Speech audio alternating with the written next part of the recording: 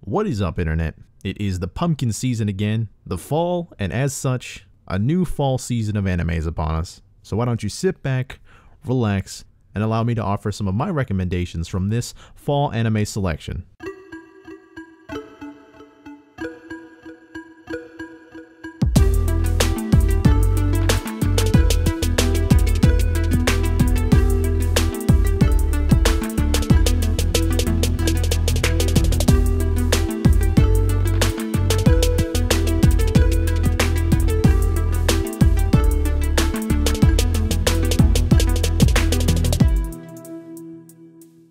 What is up, everybody? My name is Brando, and welcome to the third episode of the Otaku Remix Podcast. And on today's episode, I'm going to be giving you guys 7 anime recommendations from this fall season of anime. But before I dive right into that, I'd like to shout out a few special mention anime from the season that I'm not explicitly watching yet, or that I've been recommended from friends that I'd like to mention as well. So really quickly, special shout outs to the new season of JoJo. I think we're on episode 5 now, or rather season 5 now. I think this is the sequel season to Stardust Crusaders, which I am in the middle of, which is why I can't wholeheartedly put this on the recommendation list, but I've heard wonderful things from friends, and I'm sure anybody who's been following JoJo's Bizarre Adventure will love it. I hear it's a good jumping on point, so keep an eye out for the new season of JoJo. Another special anime I wanted to mention was Radiant, which is an adaptation of a French manga that I've been reading for a little bit of time now. I'm quite fond of it. It's a fun new shonen series, kind of think Naruto meets Fairy Tail. It's a fun new world of magic and witches and wizards, and I know that kind of sounds already a lot like Fairy Tail and Black Clover, but it's much more charming, and I like this protagonist a lot more in Radiant. So if you're looking for a new shonen series to follow, I definitely think that Radiant is going to attract a lot of people. A third quick shout out I wanted to give out to a really fun one. I wasn't sure if I could put it in the main list because it is kind of a short anime. It's 10-minute vignettes, but it is one called Skull-Faced Bookseller Honda-san.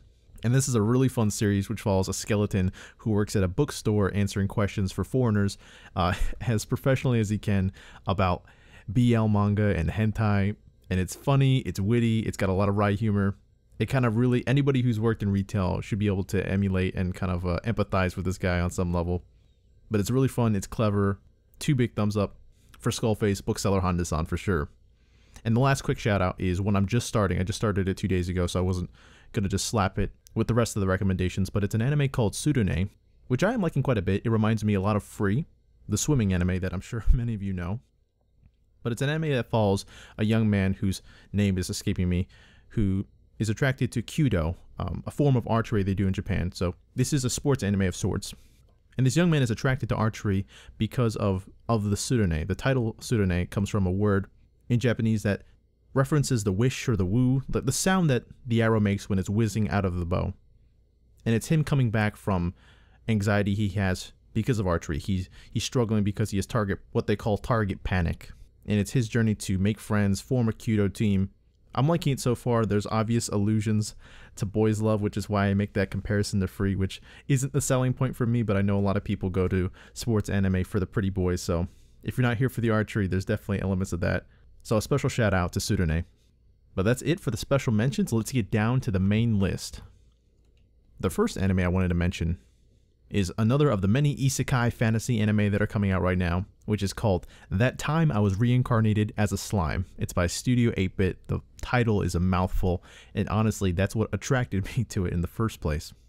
It was just so bizarre, I had to check it out. And the synopsis, more or less, is it's a story that follows a 40-year-old virgin who's killed by a mugger when he's out with his coworkers after work. And he's subsequently reincarnated into a fantasy world as a slime. Now this already is a funny joke to me because for those who aren't familiar with the JRPG elements of that, the creature slime is notorious for being the weakest one out of all creatures. And with these isekai fantasy animes that are crowding the market right now, it's like almost always supposed to be some sort of like power fantasy. So him being undercut immediately by being reincarnated as a slime is just funny to me. And right off the bat, like that, it sets itself apart from the other isekai anime that are coming out right now because not only is it very self-deprecating, but it has a very laid-back and humorous approach to the whole story. The style of the art is also fun to look at. It's cartoony. It kind of reminds me, it's not explicitly like Dragon Quest, has elements of it, but it's very cute, it's very fluid, it's very charming. There are small hints of Konosuba-esque animation, and the fantasy world it inhabits seems fairly bustling. It's a world of pretty standard fantasy fare. There's magic creatures, great danger looming in the distance, heroes ready to do battle with evil, but it's all fun, it's tongue-in-cheek. Just like our protagonist, he's not the most heroic guy. He's kind of a scumbag in a sense, not really, but he's very self-aware. He's funny. When he died, and before he was being reincarnated, he had 2 requests upon dying. 1, he prayed to God that he would get laid at least in his next life, and 2, he asked his coworker who was with him to nuke his hard drive so his family never saw the horrible stuff he was getting off on. And there's a funny scene with his coworker kind of just praying. He's like, "Don't worry, buddy, no one will ever know." And I'm sure like this with any of the other isekai anime that are out there, all the standard elements of them, the tropes are coming out. Definitely from the intro, it feels like the harems are coming forward and like the normal power fantasy stuff is coming, but it starts off refreshingly slow. The main character gets popped into the world as a slime, and he spends the main part of the first 2 episodes just learning how his body works, kind of learning how he can interact with the world, making friends with a weird and funny tsundere dragon that inhabits the cave he's in. But all in all, that time I was reincarnated as a slime it's like a surprisingly unique take on the isekai fad, and it's fun, it's funny, and I definitely am going to keep an eye out for it, so you guys should too. But yeah, the second anime I would like to recommend is called Run with the Wind. It's from Studio Production IG. Production IG I'm a big fan of because they're the creators of Haikyuu. I believe they did the work as well on Kuroko no Basuke, 2 anime that are I'm very fond of. And this is a story that focuses on a bunch of college misfits who've collected in this dorm because it's a cheap dorm rent, and it's a dorm that also provides free food, fun enough. But as it turns out with most things, as in most things in life, there's no such thing as a free meal. The condition for their tenancy in this dorm is that they have to join the school's track and field team, which is led by the head of their dorm, this ambitious 4th-year student named Haiji. And his dream is to race in the prestigious Hakone Ekiden Marathon before he graduates. And even if you're not here for the cute boys or the track and field elements, this is still one of the best produced shows of the season. It has really fantastic humor, I like it a lot, and has a real eye for cinematic storytelling. There's a strong attention to detail. The sceneries in this world, they really feel lived in. There's a lot of bustling characters, a lot of movement. And speaking of movement, the characters themselves, the main characters, are very expressive. They have great body language. The animation is of a high level, consistently. Run with the Wind has all the visual punch of Haikyuu, but with a more mature script. All in all, I think it's a fun take on the college sports experience, and really at its core, it's a story about passionate people dragging less passionate people along for the ride, and making unlikely friends. And it's a really enjoyable experience. It's a near perfect balance, in my opinion, of comedy and drama. So high marks for Run with the Wind. But going from one sports anime to another, my third recommendation is going to be an anime called Hinomaru Sumo. And as you can guess from the title, it is an anime based around sumo wrestling. So Hinomaru Sumo is a little bit of a heavy bias pick for me. I'm a big sports anime fan, as I've mentioned many times, and this is very template sports anime. Has tons of themes, has tons of rivals, determination, lofty goals. It's a story that follows a first-year high school student named Ushio Hinomaru, who's the former elementary school Yokozuna. Now, Yokozuna, just for those who don't know, is like the title of the highest level sumo wrestler. So he was like a national elementary school champion. He wants to be the high school Yokozuna. He wants to be the high school national champion. If you're a professional Yokozuna, you're like a professional national champion or world champion for all I know. But the main novelty of the show comes from the subject matter, the sumo wrestling. I don't know anything about sumo. So for me, this is a really fun exploration into a combat sport that I generally know nothing about. And it takes it and spins it into a fun, adrenaline-fueled anime machine. The main character, Hinomaru, his plight is relatable. He's like an undersized sumo. He's a short guy in a sport where size means everything. So it's very easy to empathize with him. His motley crew is very likable. And while it's not terribly unique in structure, I still think Hinomaru Sumo is a good time for anybody looking for some lighthearted action. Now, if you're looking for something less than lighthearted, a little bit darker, a little bit rapey, look no further than Goblin Slayer. Goblin Slayer is a new dark fantasy anime following this harrowing knight-esque character who goes by the name Goblin Slayer, and that is all he does, period, point blank. He's not adventuring, he's not trying to save the world, he purely has a strong vendetta against goblins, and all he does every day is kill them. Now, if that sounds boring, thankfully there are other characters involved who pull our titular Goblin Slayer into other adventuring scenarios. He has a sweet priestess that accompanies him on every quest, and more recently, an elven ranger, a dwarven wizard, I believe? And I'm going to call him a lizard man shaman. But Goblin Slayer is an interesting take on the Dungeons & Dragons-esque adventures. It definitely seems to be heavily influenced by Dungeons & Dragons. In every episode's prelude, there is a reference to a world made with dice, adventurers succeeding and failing, so I would have to assume there's some Dungeons & Dragons influence. I'm a big Dungeons & Dragons fan, so that definitely resonates with me. But as a disclaimer, Goblin Slayer is a little bit graphic. There is a disclaimer at the beginning of every episode, and there is a twist and shock factor to the pilot that has made the show very divisive amongst anime fans. Is it exploitative? Is it too edgy? Is it not edgy enough? I couldn't say. I don't really have a dog in the fight of Goblin Slayer's first episode. But be warned, it is a little bit extra. It involves some sexual violence, so be warned nonetheless. All in all, I would still recommend checking it out as a unique fantasy anime. The fifth anime I'd like to recommend, though, comes from a famous studio, a studio I'm a big fan of as well again. Studio Trigger, and the anime is called SSSS Gridman. Gotta make sure I get all 4 S's. But in essence, Gridman is Studio Trigger's take on the Ultraman tokusatsu formula of giant superheroes fighting against equally giant monsters or kaiju. The anime is based off of a tokusatsu series that aired in the 90s called Gridman the Hyper Agent, and in the West was dubbed Superhuman Samurai Cyber Squad, which might be what the 4 S's is referring to, and if so, that's kind of cool.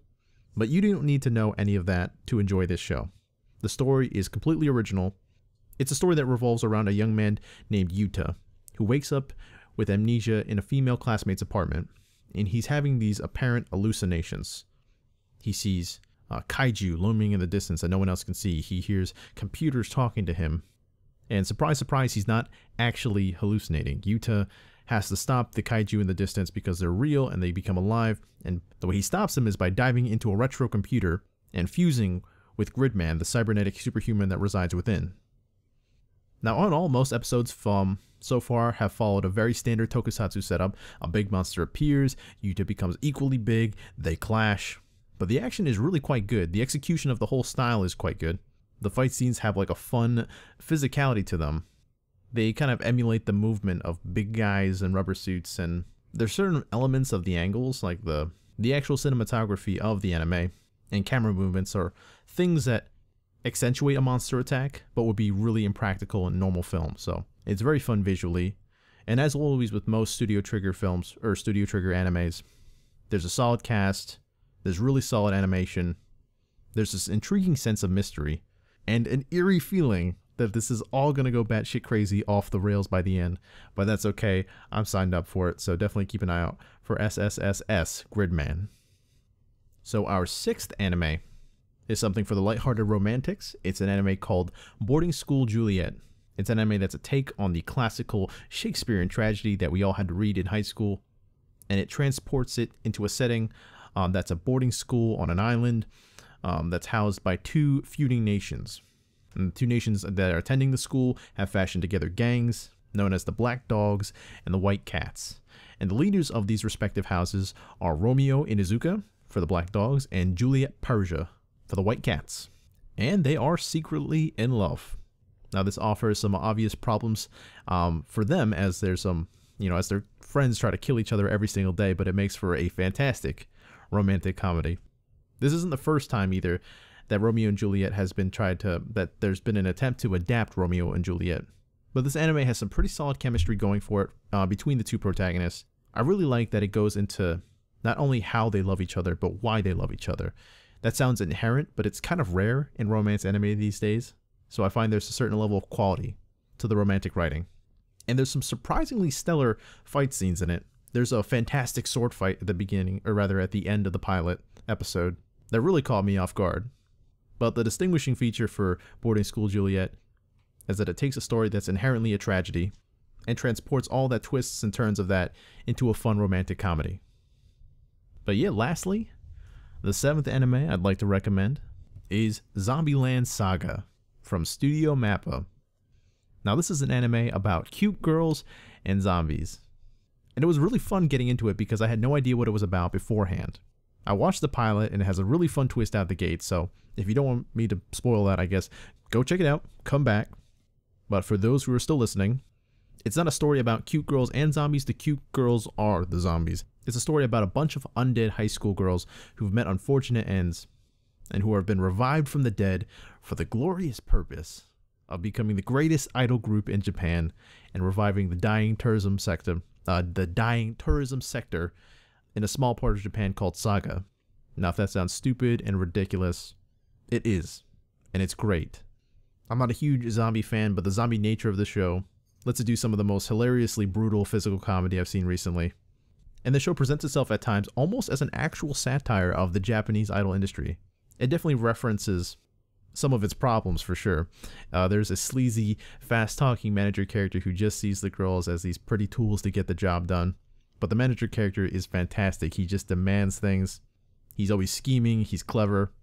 And Zombieland Saga definitely has my favorite intro, my favorite opening of the fall season. I think it's just a banger. I don't even like Japanese idol music that much, but it's just off the wall, really fun, and really representative of how silly the show is.